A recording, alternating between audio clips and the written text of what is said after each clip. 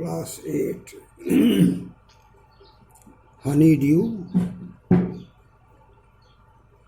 English Class 8 Honeydew page 9 last two lines. I remove the roll top completely and pull out the drawers. मैंने जो desk के ऊपर का role top था उसे पूर्णतया हटा दिया and pull out the drawers और ड्रॉर्स को बाहर खींचा. The top of the desk was completely removed by me and I pulled out the drawers of the desk. The veneer had lifted almost everywhere. उसके top पर लगी हुई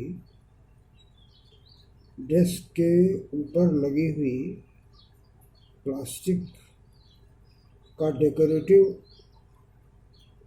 work जो था या वुड जो था वो करीब करीब गायब हो गया था, उखड़ गया था. And there was no plastic decoration on the top of the desk. It was totally removed. It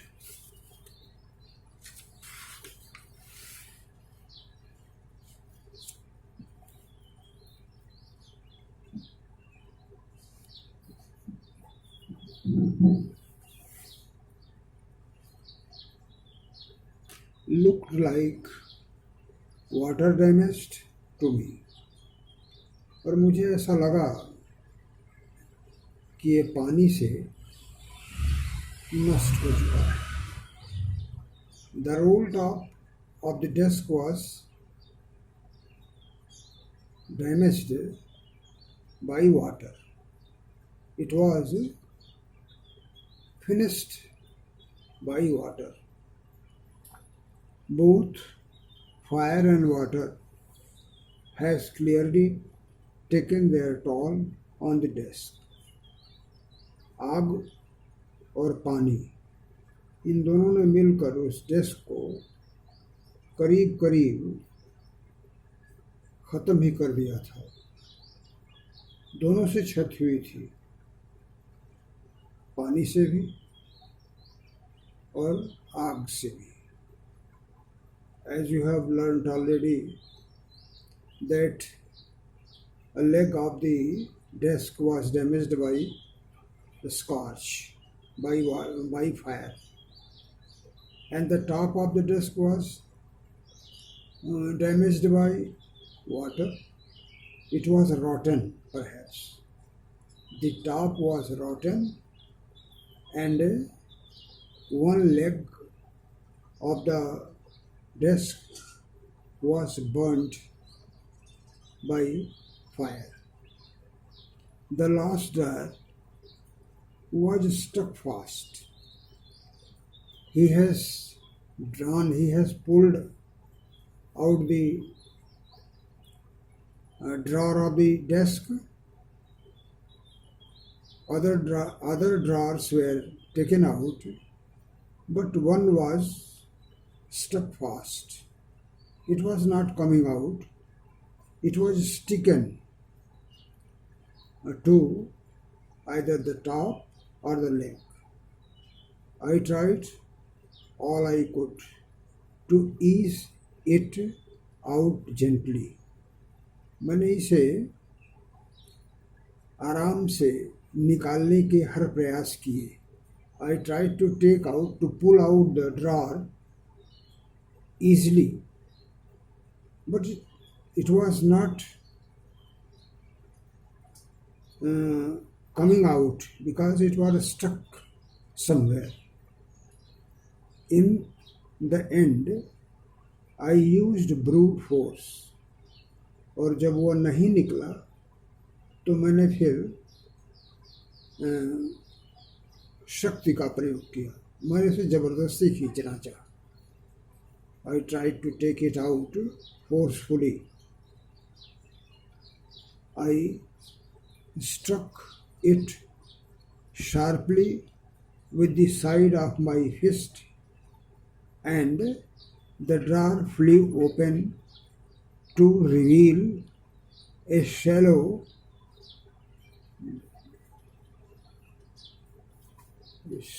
space underneath. और जब मैंने इसे ज़बरदस्ती खींचना चाहा तो इस पर मैंने अपने मुक्के से प्रहार किया उस पर। I used my fist.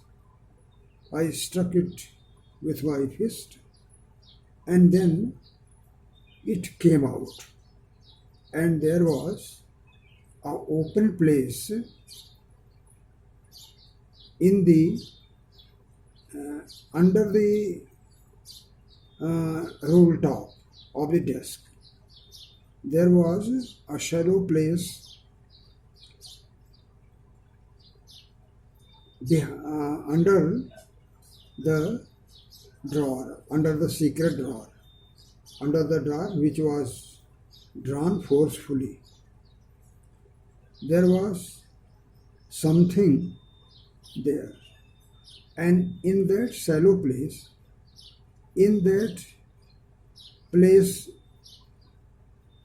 which was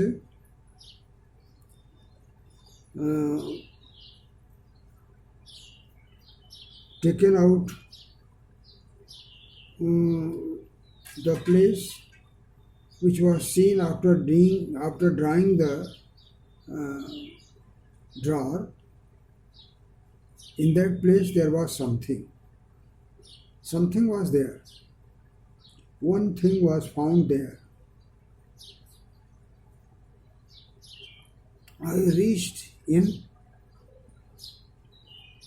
and took out a small black tin box, sellotaped to the top of it was a piece of lined note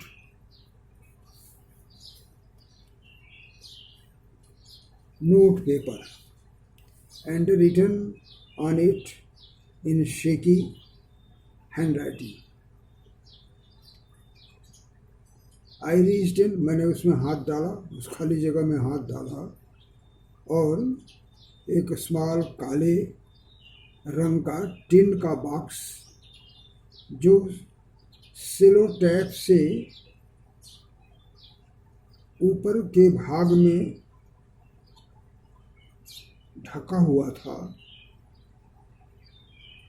और उस पर एक कागज पर, नोट पेपर पर कांपते हुए हाथों से कुछ लिखा हुआ था। मैंने उस खाली जगह पर से एक टिन का बॉक्स निकाला, उस बॉक्स पर एक पेपर लगा हुआ था और उस पेपर पर एक एड्रेस लिखा हुआ था। वो जो एड्रेस लिखा हुआ था ऐसा मालूम था जैसे वो कांपते हुए हाथों से लिखा गया। I pulled out the drawer and I found a black tin box there. It was sellotaped, it was covered with the cello, and there on the top of the box there was a piece of paper and something was written on that paper. Jim's last letter, received January 25, 1915. This was written on it. That was a letter.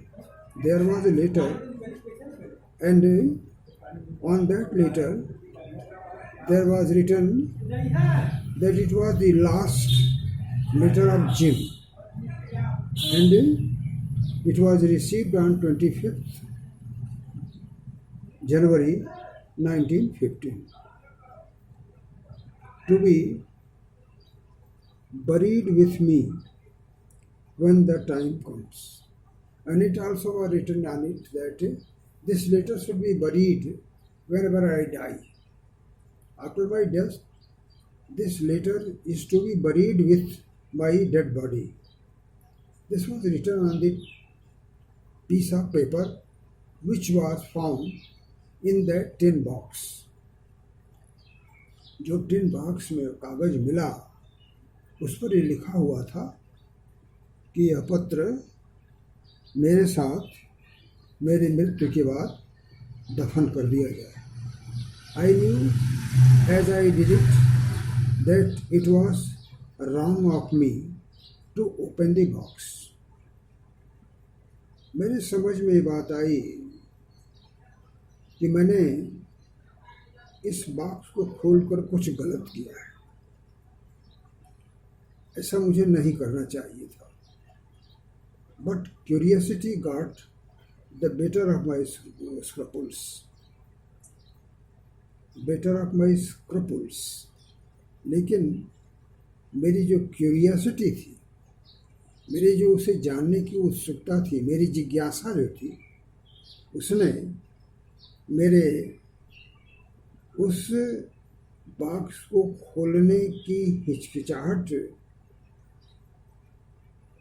से अधिक शक्तिशाली थी. मेरी curiosity ने मेरे उसके खुलने के औचित्य पर विजय पाई और मैंने उसे खोल दिया. यद्यपि मैंने यह महसूस किया कि मैंने इसे खोलकर उचित नहीं किया है. Though I felt it that I had not done good in opening the box, but I was more curious and I could not check my curiosity of opening the box. It usually does. और ऐसा अक्सर होता है. लोगों की उत्सुकता इतनी बढ़ जाती है कि वो कुछ इस तरह का काम कर बैठते हैं जैसा मैंने किया. This is usual, this is natural in the man. This is the nature of the man that whenever there is curiosity, when he wants to know something, he does it what is not proper to be done at that time. Inside the box there was an envelope. उस box में एक लिफाफा था. In the box there was an envelope. The address read, और उस पर ये पता लिखा हुआ था, Mrs gym McPherson, 12 copper beaches, Bridport, Dorset. ये मिसेस जिम मैकफरसन का पता था जो इस लिफाफे पर लिखा था, और वो पता था miss gym McPherson. The letter was sent by a male person to a lady whose name was Miss Jim McPherson, and she was living at 12 Copper Beaches, Bridport, Dorset. यह एक पुरुष द्वारा किसी महिला को भेजा गया पत्र था जिस पर उस महिला का नाम और उसके रहने का स्थान अंकित था. I took out the letter, unfolded it. मैंने पत्र निकाला और उसे खोल दिया. I opened the paper. I took out the letter from the envelope and opened it. It was written in the pencil and dated at the top December 26, 1940. This letter was written in pencil. Pencil was used in writing the letter, and it was written on December 26, 1940. यह पत्र pencil से लिखा गया था और इसके ऊपर जो दिनांक डाला गया था वो दिसंबर 26, 1914 का था.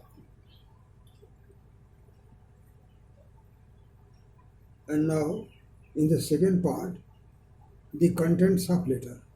What was written in the letter? पत्र में क्या लिखा था? ये पत्र का मैटर नीचे है.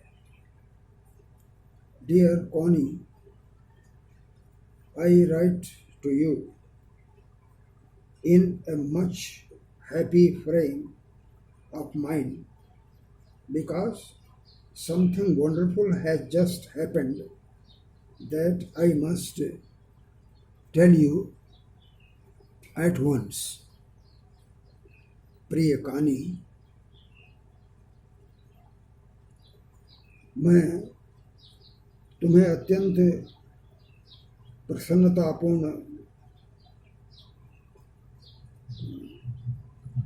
मनस्थिति में इस पत्र को लिख रहा हूँ क्योंकि कुछ ऐसी आश्चर्यजनक घटना घटी है जिसे मैं तुझे तुरंत बता देना चाहता हूँ. पत्र में लिखा था कि डियर प्रिय कानी,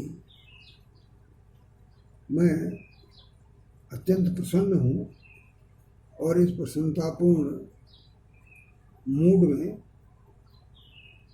यह पत्र तुझे लिख रहा हूँ क्योंकि कुछ ऐसी आश्चर्यजनक घटना अभी घटी है जिसे मैं तुमसे कहने से रोक नहीं पा रहा हूँ, तुरंत कह देना चाहता हूँ.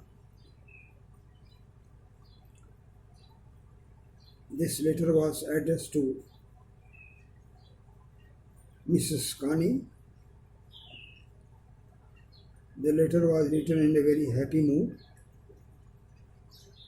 and the writer of the letter says that I am very happy at present, and something amazing has happened just now,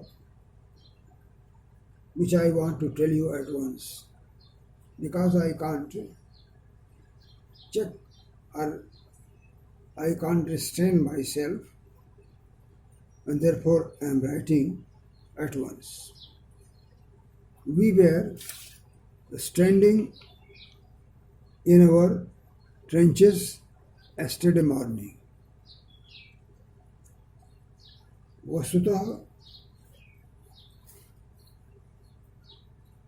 यह पत्र एक सैनिक द्वारा अपनी पत्नी को लिखा गया है, एक सेना के अफसर द्वारा अपनी पत्नी को लिखा गया है और उस समय लिखा गया है जब ब्रिटेन और जर्मनी में युद्ध चल रहा था और यह सैन्य अधिकारी युद्ध क्षेत्र में उस समय था.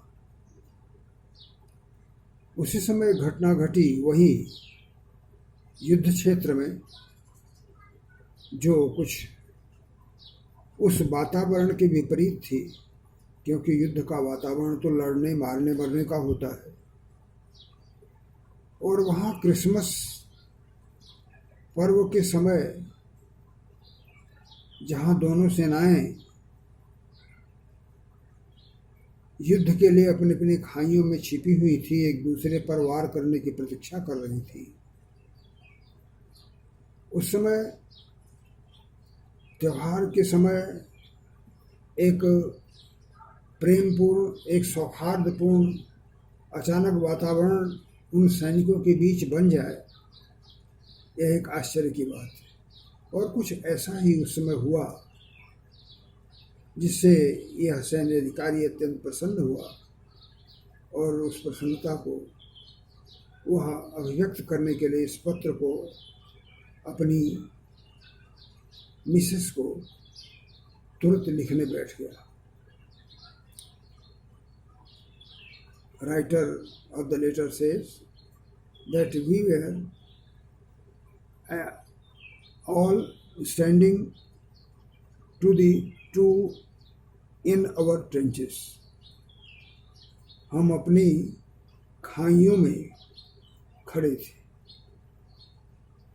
युद्ध स्थल था, खाइयाँ खोदी गई थी, उनमें सैनिक छिपे हुए थे और यह सैन्य अधिकारी अपने साथियों के साथ, अपने साथी सैनिकों के साथ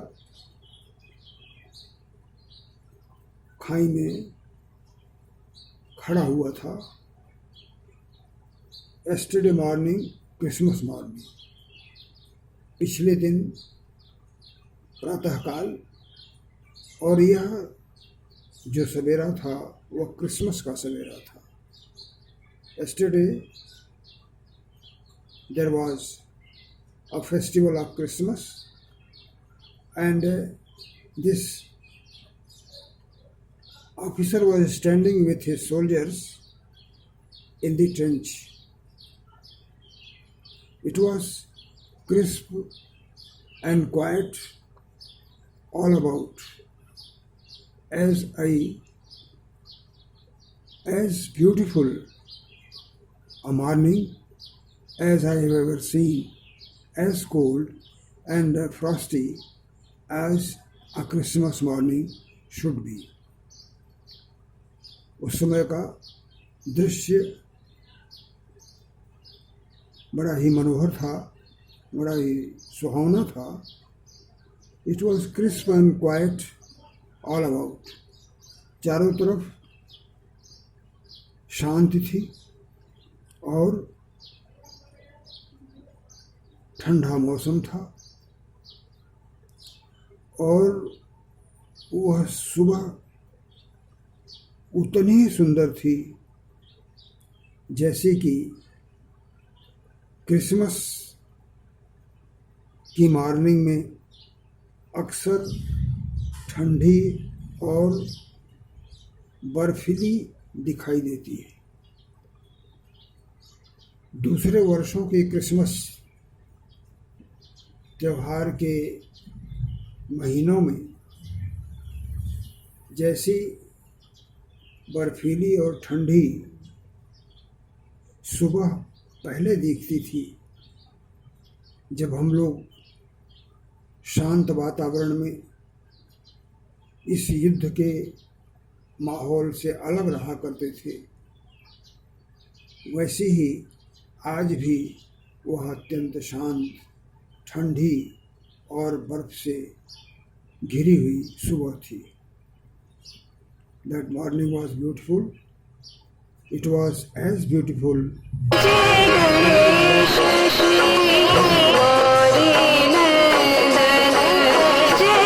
when